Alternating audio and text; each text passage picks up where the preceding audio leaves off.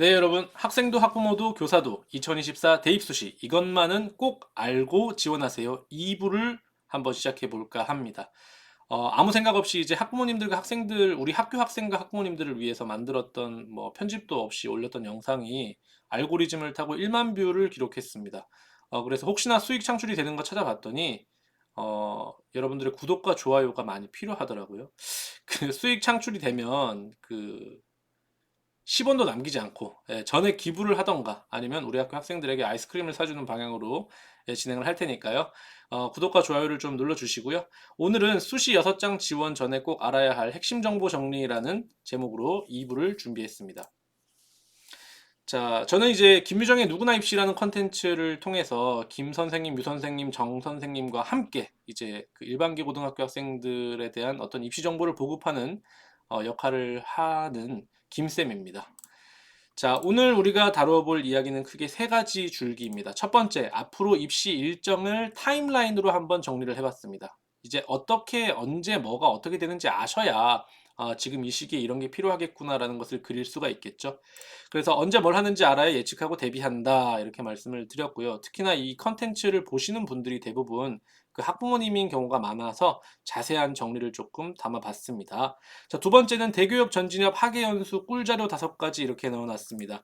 네, 이제 대교협 하면 아무래도 그 공립학교에서 입시 국가대표 선생님들이겠죠. 예, 그분들의 학예연수 모임, 또 전진협도 마찬가지고요. 이렇게 해서 여름방학 동안에 제가 그 대교협과 전진협의 그 상담교사로서 다녀온 결과물들 중에서 중요한 어떤 이슈가 될 만한 5가지를 넣어봤습니다. 자, 세 번째는 6장 선택지 지원 전략 하우투 이렇게 되어 있습니다. 우리가 자사고도 아니고 특목고도 아닌 이 일반고 학생들, 특히나 생활기록부도 평범하다고 했을 때 어떻게 6장 지원 전략을 세워야 할지 그런 정보들도 조금 담아서 3가지로 진행을 해보도록 하겠습니다. 첫 번째입니다. 입시 일정 타임라인입니다. 자, 8월 달에 제일 그 가까운 입시 일정은요, 아무래도 24일 진행되는 모의고사, 경북 모의고사가 되겠죠. 그 다른 지역은 치지 않습니다. 경북 지역만 그 8월 모의고사를 치게 되는데요. 8월 모의고사보다 더 중요한 것이 8월 24일부터 수능 시험 원서 접수를 한다라는 것입니다. 수능 시험 원서 접수, 왜 중요한 일정으로 제가 넣어놨을까요? 조금 이따 설명드리고요. 자, 8월 31일이 대입 전형 자료 생성 기준일이 되겠습니다. 이 2가지가 8월에 제일 중요한 이벤트인데요. 이걸 통해서 그 날에 다가갈 때까지 뭘 해야 되는지를 설명을 해드리자면 첫 번째, 8월 24일 경북 모의고사가 중요한 의미는 9월 모의고사 전 최종 점검이라는 의미가 있습니다. 우리가 물론 9월 모의고사가 안 중요한 때가 없습니다만 올해는 수능 시험이 쉬운 수능이다 이렇게 해가지고 9월 모의고사에서 올해 수능 시험의 기조를 엿볼 수 있기 때문에 9월 모의고사를 치기 전에 8월 모의고사가 중요한 의미를 가지고 있고요. 8월 24일부터가 수능 원서 접수입니다. 여기서 이제 정말 중요한 것이 선택 과목 고민을 이제는 끝내야 된다라는 겁니다. 특히 올해는 과탐 2 과목을 선택했을 때 원점수에 비해서 등급이 잘 나오기 때문에 일부 학생들이 지금 이쪽으로 모이고 있죠. 그리고 그 과탐을 선택해야 되는 이과 학생들 중에서도 한국사라든지 그 세계사라든지 동아시아사, 지리 이런 암기 과목을 가지고 1등급을 맞아서 전략 사탐을 치는 학생들이 있습니다. 또는 그런 학생들을 따라 하려고 하는 학생들이 있습니다. 그런데 문제는 뭐다? 수능 원서 접수가 끝나고 나선 이 과목을 바꿀 수가 없다는 거예요. 그래서 빨리 선택 과목에 대한 고민을 한 학생들은 최종 결정을 내려야 하는 시기가 다가오고 있다. 그러면 그 전에 모의고사 같은 걸 풀어봐야겠죠. 나한테 맞는 탐구가 최종적으로 무엇인지 확신을 가질 수 있게 하기 위해서 8월 24일 수능 원서 접수 일정이 중요하다. 자, 그 다음 8월 31일이 전형자료 생성 기준일입니다. 이게 무슨 말이냐? 대학에서 가지고 가는 성적이라든지 생활기록부 이런 자료들을 고교에서는 8월 31일 기준으로 생성을 하기 때문에 이 전후로 대입 전형 자료가 마감되니까 학교에서 생활기록부를 담임 선생님들이 열심히 쓰고 계시겠지만 이 내용을 여러분들이 확인을 하셔야 된다라는 내용입니다. 또 담임 선생님이 생활기록부에 너는 이런 부분이 조금 부족하니까 추가로 이런 자료를 조금 내봐 이렇게 하면 여러분들이 적극적으로 빨리 제출을 해서 나의 생활기록부가 더욱 좋아질 수 있도록 노력을 해야 된다는 얘기죠. 자, 9월입니다. 9월은 뭐 뭐니 뭐니 해도 9월 6일에 9월 평가원 모의고사가 가장 큰 이벤트가 되겠고 그 다음 사실상 대학이 결정되는 9월 11일부터 15일까지 4년제 대학 수시 모집 원서 접수 기간입니다. 자, 대학별로 상이하지만 3일 이상 이렇게 되어 있는 게 무슨 말이냐면요. 어떤 대학은 11일부터 15일 중에 월, 화, 수, 어떤 대학은 수목금, 어떤 대학은 화수목 뭐 이렇게 하기 때문에 예를 들어서 내가 13일 날 마감되는 대학인데 14일 날 와가지고 선생님 원서 접수 기간이니까 오늘 대학 접수하려고 왔어요. 네가 지원하려고 하는 대학은 끝났다. 이런 경우도 있습니다. 그래서 요 기간 중에 써야 되기 때문에 사실 11일 이전에 대학을 어느 정도 다 결정을 해 놔야 되는 상황이다. 이렇게 말씀을 드리겠습니다. 그리고 전문대를 지원하는 경우에는 11일부터 9월 11일부터 원서 접수가 시작이 되지만 전문대 원서 접수는 10월 5일까지이기 때문에 4년제 끝나고 고민해도 늦지 않다 이렇게 말씀을 드립니다. 자, 그리고 세 번째는 9월 27일이 되면요 수능 D-50입니다. 우리가 8월 7일 엊그제 수능 D-100일이었거든요. 근데 벌써 원서 접수하고 나면 수능이 50일밖에 남지 않는다. 그만큼 입시 처리 부쩍 가까이 다가왔다라는 말씀을 드립니다. 자, 그래서 9월 6일 평가원 모의고사 올해 킬러 문항 없는 수능의 단서가 될 중요한 기점이 되고 그렇기 때문에 우리가 9월 모의고사 치고 성적이 나오기 전에 등급이 발표되기 전에 우리가 원서를 써야 되기 때문에 수능 최저학력 가능성 충족을 두고 분명히 어떤 작전 세력들이 들어올 가능성이 크다. 그러니까 거기에 나오는 등급에 너무 목맬 필요 없이 원점수를 기준으로 조금 생각해 볼 필요가 있지 않겠나 이런 생각을 해봅니다. 자, 9월 11일에서 15일은요, 수시 원서 접수인데 자소서 있는 대학들이 있습니다. 특히 우리 학교 같이 과학중점고등학교는 과기원 학교들, 유니스트, 디지스트 이런 학교들, 카이스트 이런 학교들 자소서 있기 때문에 미리 성적을 그 서류를 마감할 수 있도록 여러분들이 자소서 준비를 해야 된다. 네. 그다음에 이제 9월 15일 날 원서 접수가 끝나고 나면요. 12월 14일까지 대학별 전형, 수시 모집 전형이 진행이 됩니다. 이게 무슨 말이냐면요. 면접이라든지 뭐 논술이라든지 이런 것들이 진행이 된다는 거예요. 그래서 학생들이 자기가 지원한 그 전형에 따라서 각자의 길로 가기 때문에 그 9월 원서 접수 이후에는 조금 아이들마다 조금 다른 타임라인을 가지게 된다 이렇게 말씀을 드립니다. 그래서 8월과 9월 달에 일정만 모아놓고 보시면 지금부터 이제 약 한 달 정도 안에 굉장히 많은 입시 이벤트가 있고 9월 중순 전에 결정되는 수시 모집 원서 6장이 굉장히 중요하다 이런 말씀을 드리겠습니다. 그래서 자소서 없는 경우가 대부분이기 때문에 생활기록부를 막바지까지 잘 챙기시고 학생들은 모의고사로 새로운 수능의 경향성을 철저히 대비할 수 있도록 해야 되겠습니다. 자, 그리고 8월부터 자기 최종 성적을 받아서 대학 어디가에 넣어놓고 그 다음에 지원 방향을 설정하기 위해서 상담도 받고 이런 활동을 해야지 된다라는 겁니다. 우리 일반계 고등학교 같은 경우에는 9월 중순 전에 그 수시 모집 6장에서 대부분 대학이 결정되기 때문에 지금 우리가 바쁘게 움직여야 될 시기라고 보면 되겠습니다. 자, 두 번째입니다. 대교협과 전진협 대교협과 전진협 학예연수에서 나온 꿀팁 5가지를 한번 공개해 볼까 합니다.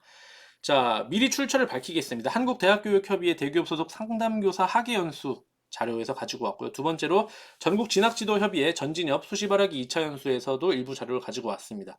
그리고 세 번째는 이제 9월 모의고사 그 결과 분석 자료라든지 이런 것들은 1편에서 사용했던 전망에 대한 코멘트 이런 것들은 제가 직접 제작한 자료들이니까요. 여러분들이 출처를 미리 알고 보시면 되겠습니다.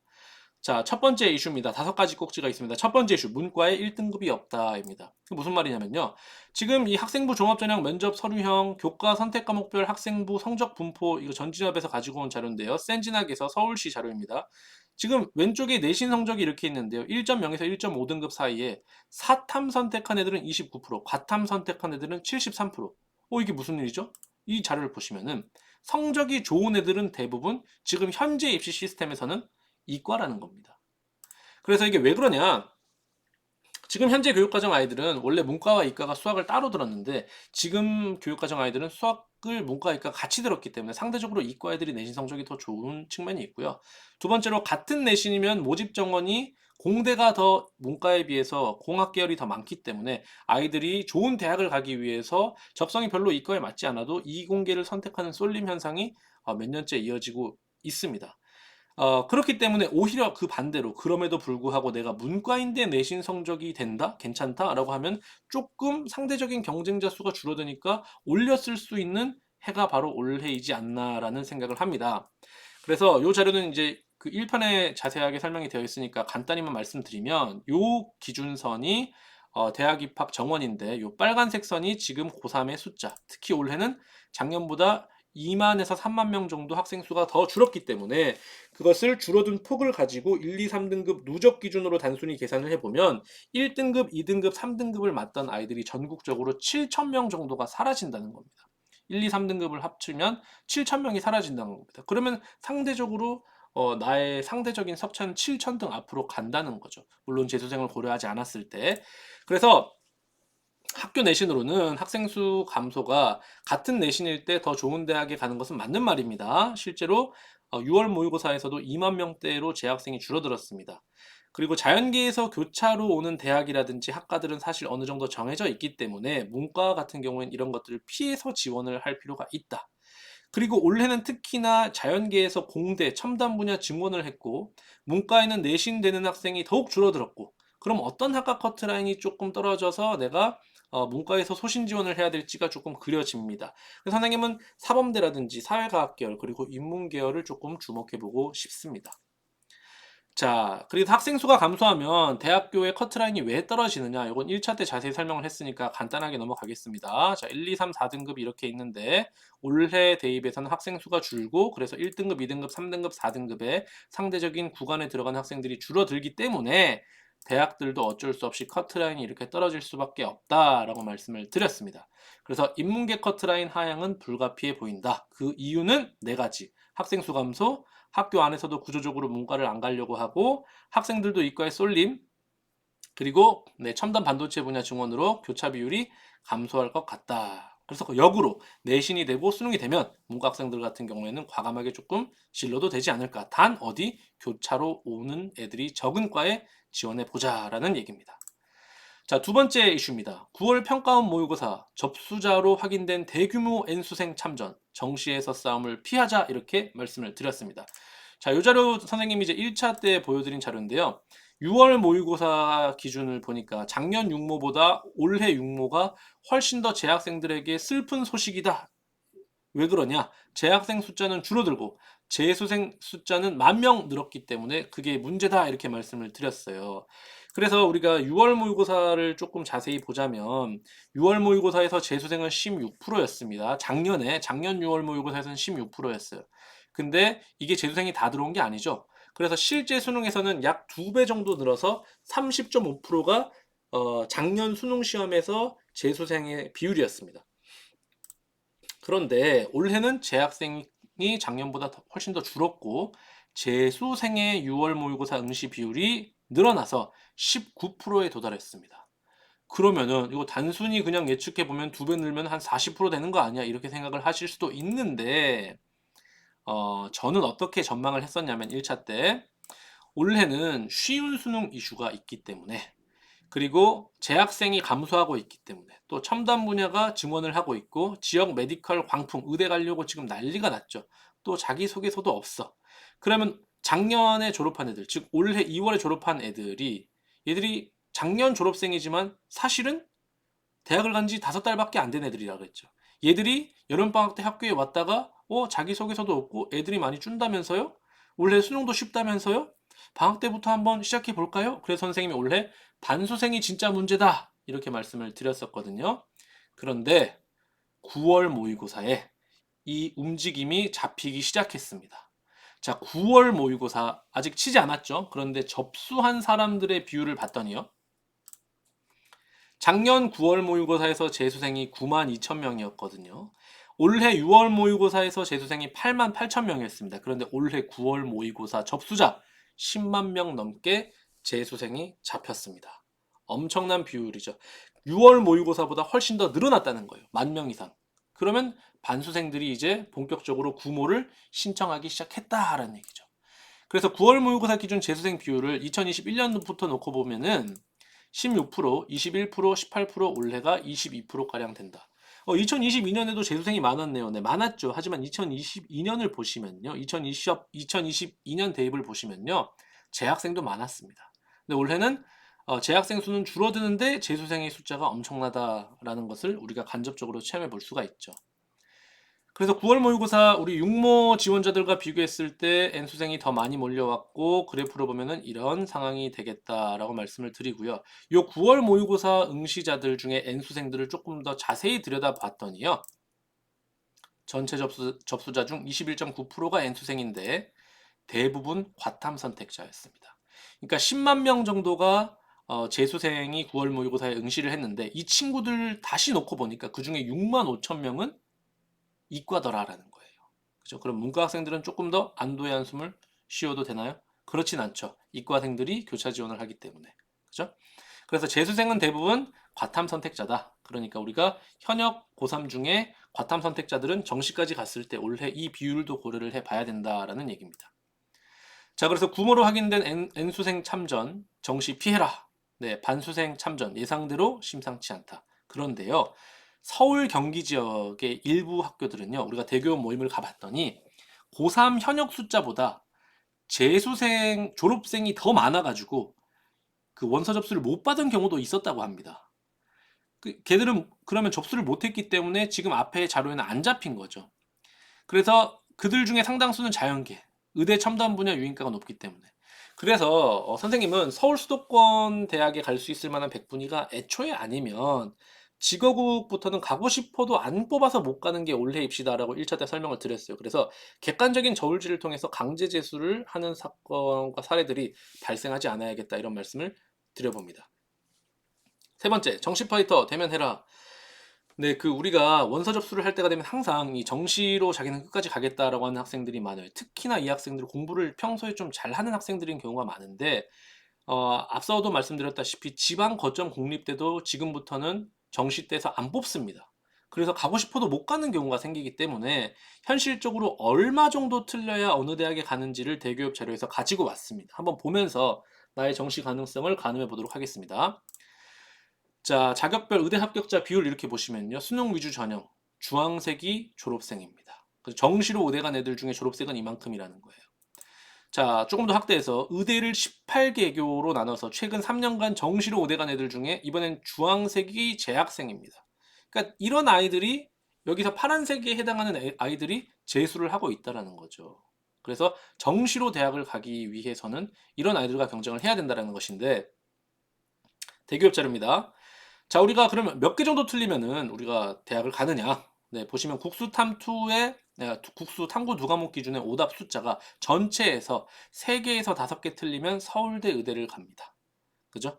그리고 이렇게 쭉 내려와서 성대, 서강대, 한양대 정도 가려고 하면 100분이 84에서 88 정도를 맞아야 됩니다. 100분이라고 하는 것은 어떤 의미죠? 100분이라고 하는 것은 그 과목을 선택한 아이들 중에서 나보다 못하는 아이들의 비율이에요. 그러니까 내가 100분위가 국어 과목에서 84에서 88이다. 그 말은 내가 평균적으로 국어 과목에서 나보다 못하는 애가 84에서 88%, 즉 나는 거꾸로 봐서 나는 이 과목 선택자들 중에 상위 14에서 16에서 12% 안에 들어가는 성적을 받아야지만 된다는 거예요.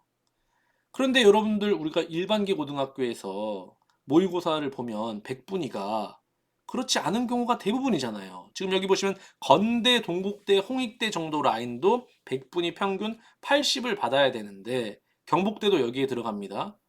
근데 그런 학생들이 거의 없다는 거예요. 일반계 고등학교에서는. 그래서 그런 점을 고려하셔서 수시와 정시를 저울질 하셔가지고 지원을 하셔야겠다라는 말씀을 드립니다.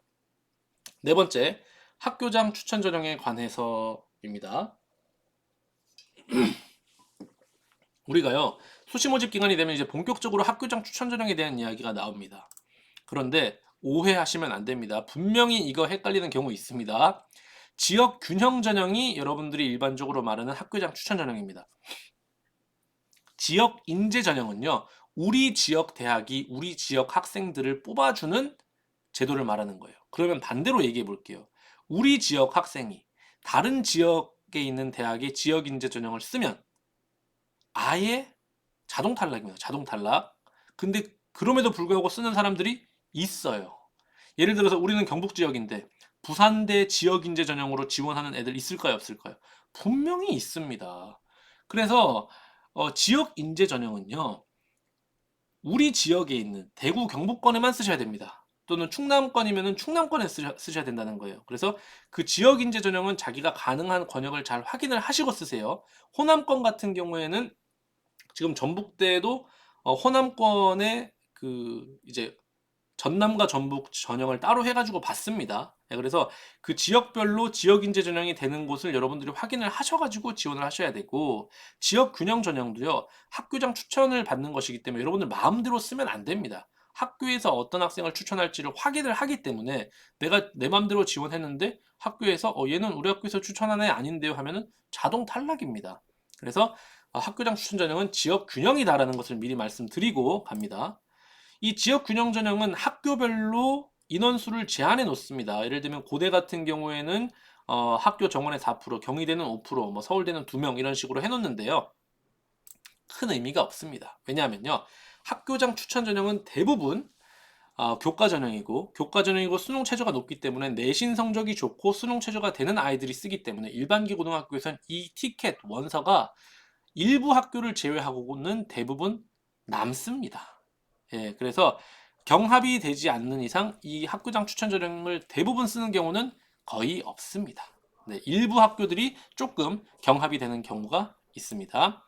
그래서 여기 선발 방법을 보시면 대부분 교과 전형인데 교과 전형 안에서 면접이 들어가 있는 경우도 있고 또 서류 평가, 즉 교과 전형이지만 생활기록부의 세부능력 특기사항을 보는 경우도 있다라는 것을 여러분들이 올해 특징으로 알아두셔야 됩니다. 서울대는 작년부터 이걸 적용을 했었고 올해 고대도 서류를 봅니다. 그래서 그 내가 학교장 추천 전형을 생각하고 있다고 하면 경북대, 부산대도 마찬가지이기 때문에 교과 전형이지만 다시 정리하겠습니다. 경북대랑 부산대는 학교장 추천 전형은 아니지만 교과 전형이 대부분인 학교장 추천 전형의 특성을 고려해 봤을 때 교과에서도 서류를 보는 추세가 지금 점점 더 늘어나고 있다. 특히나 건대나 동대 같은 경우에는 말이 학교장 추천 전형이지 대부분 내신이 1등급으로 수렴하기 때문에 서류 경쟁력도 중요하다. 즉 학추를 쓰든 교과를 쓰든 세부능력 특기사항은 챙길 수 있으면 챙겨야 된다는 말을 여러분들에게 강력하게 전달합니다.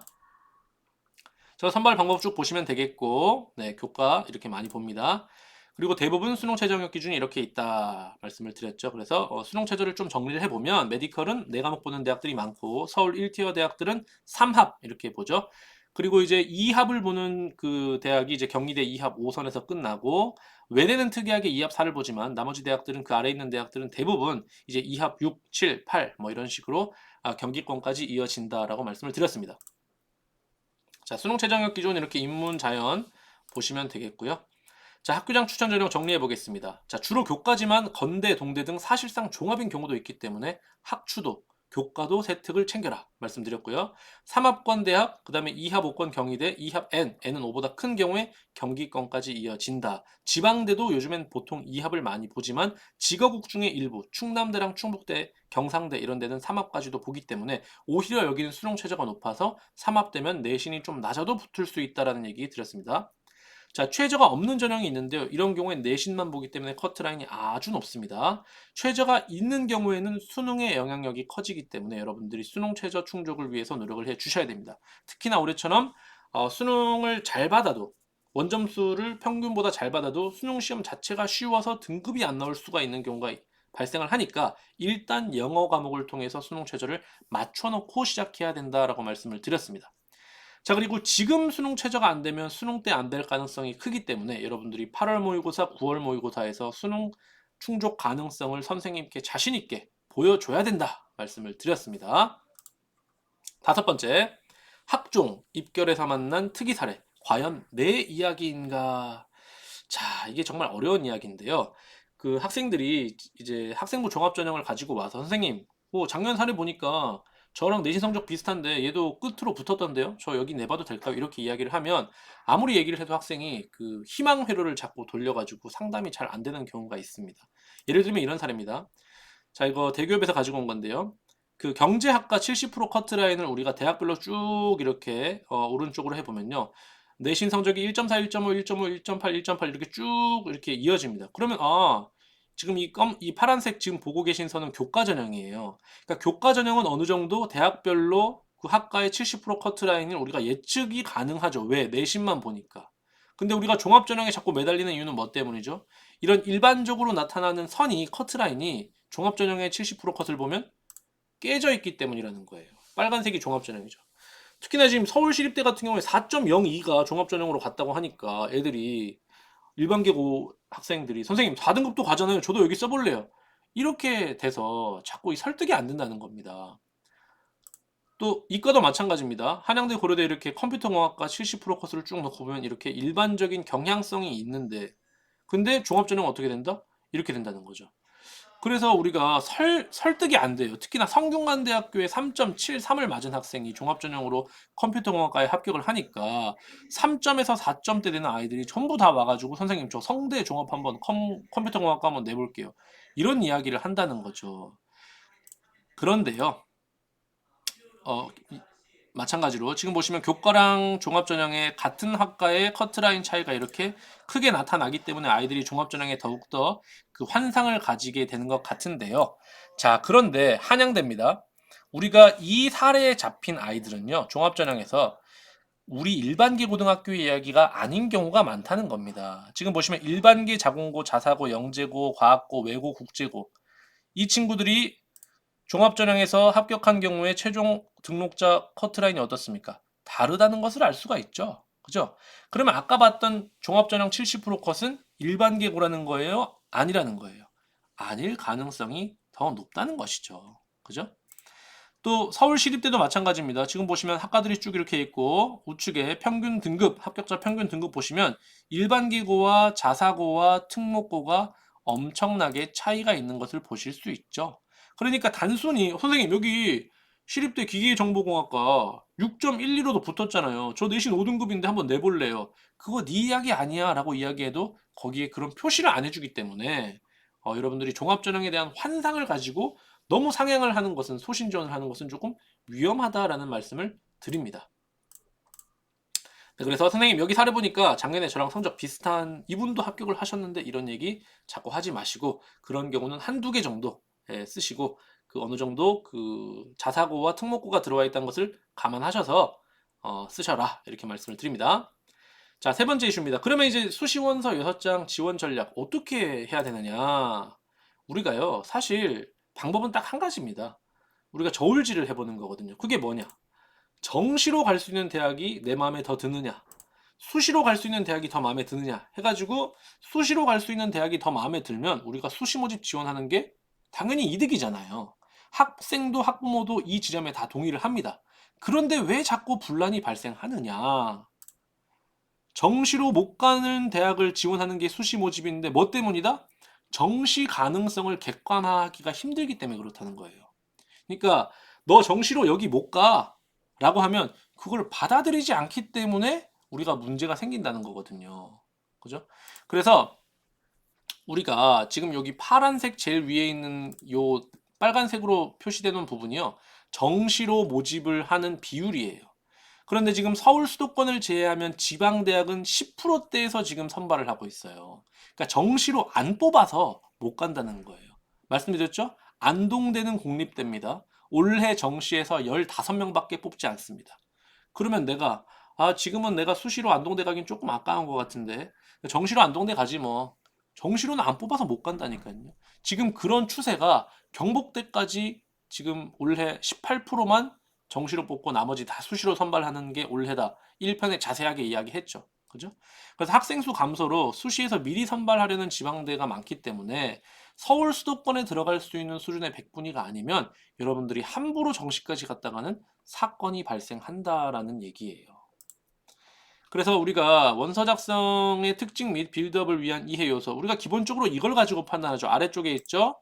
자, 교과가 나한테 학교 내신이 더 유리하냐, 아니면 수능 등급이 더 높냐, 학교에서 내신 평균 등급이 더 높냐, 수능 평균 등급이 높냐를 바탕으로 수능이 더 낫다라고 하면 정시도 치고 수능을 많이 보는 논술 전형으로 쓰고 뭐 이렇게 쓰겠죠. 근데 일반적으로 일반계 고등학교 학생들은 자기 내신 등급이 수능 모의고사 평균 등급보다 더 높습니다. 그러면 종합으로 2개 정도 상향하고 교과로 수능 최저가 높은데 한번 던져보고 그 다음에 어느 정도 수능 최저를 맞출 수 있는 방향 이렇게 지원하는 것이 일반적이라는 것이죠.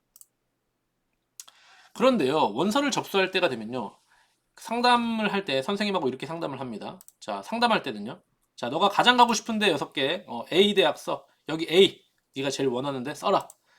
그리고 여기 오케이 거기도 써 이렇게 합니다. 그 다음에 이제 선생님은 애한테 이제 B 대학도 써라 이렇게 얘기하죠. 이제 A 대학은 조금 더 높겠죠. B 대학은 조금 낮겠죠. 그리고 그 두 개가 요렇게까지 네 개가 이제 선이 딱 구분이 됩니다. 일반적으로 현재 수능 최저선보다 높은 데까지 이렇게 쓴다는 거죠. 이게 뭐냐? 우리가 조금 전에 그림에서 봤잖아요. 두 장은 종합전형으로 높은 데를 쓴다. 종합을 했다면. 그 다음에 2장은 교과로 쓰지만 내가 지금은 수능 최저가 안 되지만 공부를 조금 열심히 해가지고 수능 때 맞추면 대박 날 수 있는 대학에 쓴다. 그리고 C대학을 이렇게 보험으로 넣게 되는데 B-나 C대학을 이렇게 넣게 되는데 아이들은 이 밑에 있는 대학을 쓰기 싫어합니다. 그런데 여러분 주의하셔야 될 게요. 이 C대학은요. 현재 수능 최저에 딱 맞는 대학을 추천한다는 거예요. 정시로는 거기 못 가거나 갈 수 있다 하더라도 내가 선택하는 희망학과는 못 고르는 대학을 우리가 기본적으로 쓴다는 겁니다. 즉 수시 모집에서 담임 선생님이 원서를 쓸 때 기본적으로 추천해 주는 대학은 정시로는 못 가는 대학이라는 거예요. 근데 애는 원서 접수는 결국 본인이 하는 거잖아요. 그럼 마음이 어떻게 되느냐? 어차피 떨어질 거 알지만 질러보자. S대학을 씁니다. 네, A보다 더 좋은 대학. 그 다음에 A대학은 성에 안 찹니다. A 뿔대학을 씁니다. 네, 그리고 나서 이제 B대학을 써야 되는데 B대학을 쓸 자리에 이제 현실적으로 어려운 A- 대학을 넣고 B 플러스 대학을 넣습니다. 그리고 현재 수능 최저선보다 이제 현재 수능 최저선이 내가 맞추고 있는 수능 최저가 있는데 거기다가 뭐를 넣어버리냐? B를 넣어버립니다. 그럼 이 B대학은 어떤 대학이냐? 지금 현재는 수능 최저가 안 되지만 앞으로는 최저가 될 것이라 믿는 대학이에요. 그러니까 정시에서 충분히 자기 말로는 맞출 수 있다는 대학을 여기다가 이렇게 보험을 넣어버리는 경우가 생깁니다. 그러면 애가 원서를 쓸 때는 그래 2장은 어차피 떨어지고 2개는 될 수도 있으니까 한번 던져보고 나머지 보험으로 넣는 대학은 지금은 안 되지만 앞으로 내가 공부해가지고 맞출 대학을 쓸 거야. 이런 마음으로 원서를 쓰게 되면요. 합격자 발표가 날 때 완전히 다른 상황이 발생합니다. 그러니까 원서를 접수할 때까지는 여러분들이 갑이지만 원서를 접수가 끝나는 시점부터는 여러분들은 완전히 을이 되고 대학이 갑이 돼요. 그럼 어떻게 되느냐? 제일 위에 있는 대학 꽝 다음 기회에 이렇게 꽝 이렇게 꽝 3개 문자 받습니다. 그리고 한 개는 후보 받았는데 이 후보 번호 후보 추가 합격 가능성이 될지 안 될지 모르는 번호를 받아요. 완전히 불안하죠. 그죠? 그렇게 되면 이제 나한테 남는 건 결국 뭐밖에 없습니까? 수능 최저학력 기준을 맞춰야 되는 B대학밖에 안 남아요. 그럼 이 친구의 마음이 어떻게 되겠어요? 이 지금 꽝난 대학에 가기 위해서 나름대로 면접을 막 대학별고사를 막 준비하고 있었는데 면접을 막 준비하고 있었는데 대학에서 면접 안 와도 된다고 이렇게 꽝꽝꽝 왔어요. 근데 지금 이거 면접 준비한다는 핑계 대고 수능 공부하기 싫어가지고 공부 안 했는데 지금 수능 시험 직전이라서 모의고사 막 학교에서 모의고사 문제집 주면은 등급이 안 나와. 불안해. 그러고 나면 어떡해? 내가 거기는 안 쓴다라고 했던 C대학이 대학 합격 결과 발표 났는데 옆에 친구가 붙어. 그럼 나도 모르게 부러워가지고 지금 불안해지는 시대가 10월 달이에요. 그래서 10월 달이 되면 학교가 조용합니다. 애들이 수능 최저에 남은 게 수능 최저밖에 없기 때문에 거기 올인하게 되는 이런 경향성을 작년에도 우리가 봤다는 얘기예요. 그래서 원서 접수하실 때 선생님이 C대학을 추천하면 그 C대학이 지금 네 수준보다는 좋은 대학이라는 것을 아셔야 돼요. 학부모님도 이 지점을 잘 아셔야 됩니다. 담임 선생님이 정시로 갈 수 있는 대학을 절대로 추천하지 않습니다. 정시로 못 가는 대학, 붙으면 남는 장사인 대학에 지원을 시키기 때문에 우리 아들의 그 뭐 포텐셜 그 막 가능성을 무시하시는 겁니까? 이런 말씀을 하시는데 실제로 수능 시험이 9월 모의고사보다 성적이 오르는 경우는 8%밖에 안 된다고 말씀을 드렸죠. 92%는 떨어진다라고 말씀드렸어요. 그죠? 그래서 그런 점들을 조금 감안하셔서 어, 안분지족하는 그 지원 성향을 조금 가져야 되지 않을까 이렇게 말씀을 드립니다. 자, 6장 원서에 관하여 정리해 보겠습니다. 전년도 컷만 보지 말고 올해 변동사항을 고려해서 지원해라. 1편에서 다뤘습니다. 특히 외대나 충북대 등 내신 반영 방법이 바뀐 대학은 작년에 그 환산점을 그대로 이해하면 절대로 안 됩니다. 각자의 사정에 맞게 지원해야 하지만 정시로는 못 가는 대학이나 학과이면 안전장치로 조금 고민을 해봐라. 그 다음 거시적인 변수, 예를 들면 학생 수 감소, 첨단 분야 증원, 재수생 증가 이런 것도 고려해야 하지만 정말 고려해야 될 건 뭐냐면요. 우리가 수시를 6개 쓰기 때문에 그 6개 대학을 같이 쓰는 학교들 사이의 풍선 효과를 고려해야 된다는 거예요. 예를 들면 경대가 1000명을 더 뽑는데 그게 영대에 어떤 영향을 줄까? 영대가 수능 최저를 2합으로 바꾸면 이게 영남대를 지원한 학생들이 같이 지원한 대학들에 어떤 영향을 줄까? 또는 개명대에는 어떤 영향을 줄까? 이런 것들을 종합적으로 고려하셔서 상담 선생님하고 상담을 하시는 게 좋다. 네, 그다음에 전문대의 간호학과와 겹치는 4년제 대학이 있어요. 우리가 전문대 간호학과를 1등급 학생이 쓰진 않잖아요. 그지만 4등급부터는 전문대 간호학과를 고려하기 시작하는데 이 대학들은요, 이 학생들은요 4년제도 씁니다. 그래서 요 대학들은 우리가 경쟁률을 굉장히 잘 눈여겨 보셔야 되는데, 일반적으로 입학처에서 경쟁률을 그 실시간으로 알려주는 경우가 있기 때문에 기다려라 이렇게 말씀을 드렸습니다. 좀 자세히 말씀을 드리면요, 대구 경북 지역 같은 경우에는요, 대구 경북 대구대와 대구 가톨릭대 같은 경우에는 대학에 다니는 신입생의 80%에서 90%가 대구 경북 지역의 학생이에요. 근데 지금 올해 대구 경북 지역에 있는 학생들 숫자가 2,590명이 줄어들었습니다. 거기다가 경북대가 1,000명을 수시해서 더 뽑습니다. 1,000명 이상이죠. 그 다음에 영남대가 수능 최저를 할인을 2합으로 바꿨어요. 그러면 지금 대구대, 대구 가톨릭대 같은 경우에는 내가 알짜 학과를 가는 데 있어서 그냥 소신 지원을 하지 말고 어떻게 해라. 기다려 보라는 얘기예요. 기다려 봐라. 네. 그래서 이렇게 지금 올해 대구 경북 대입 자원이 마이너스 2,500명 줄기 때문에 우리가 대구 가톨릭대 같은 경우에 올해 정원이 2,800명이니까 거의 대구 가톨릭대 하나가만큼의 학생 수가 올해 줄어들잖아요. 그러면 우리가 무턱대고 지원하지 말고 조금 더 좋은 과에 갈 수도 있으니까 경쟁률을 조금 보면서 기다려보자라는 말씀을 드리는 겁니다. 자, 지방사립대는 왜 경쟁률이 깡패냐? 지금 이 작년에 보여드린 자료인데요. 자, 등급이 4.1, 5.48, 5.50, 5.50, 그 다음에 6.78 이렇게 쭉 등급이 다 다른 학생들이 똑같이 대구대학교 기계공학과를 지원했어요. 그러면은 여기 위에 있는 학생부터 제일 합격 가능성이 높아야 되는데 결과가 어떻게 됐다? 6.78인 학생이 후보 3번을 받았는데 5.48인 학생이 후보 84번을 받았다. 거꾸로가 된 거잖아요. 거꾸로. 내신 성적이 더 좋은 애가 후보 번호를 더 뒤에 번호를 받았으니까 이게 역전 현상이 일어난 거잖아. 같은 과인데. 도대체 왜 그러냐? 지원한 전형이 달랐기 때문에.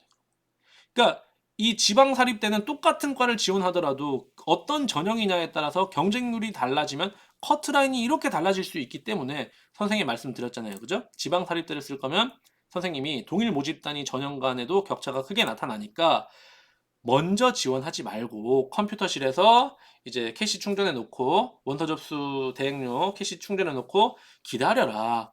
다만 몇 개의 군을 선택해 놓고 나는 이 군에서는 요 학과, 요 학과, 요 군에서는 요거 학과를 한번 지원해 보고 싶어 이렇게 기다리고 있으면 선생님이 입학처로부터 직접 전화를 해가지고 그 실시간 경쟁률을 보고 어떤 전형이 조금 경쟁률이 낮다. 그러면 그걸 알려드린다라는 거예요. 같은 값이면 장학금 받을 수 있는 전형이 좋지 않겠냐라는 얘기입니다. 그죠?